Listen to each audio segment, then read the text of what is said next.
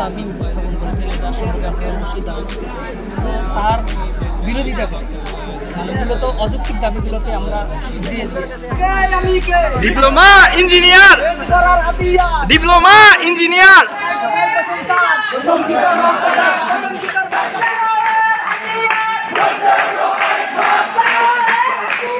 গর্জে উঠো।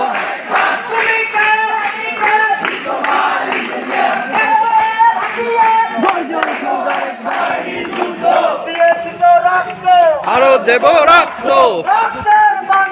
ভেসে যাবে অন্যায়। Direct action, action to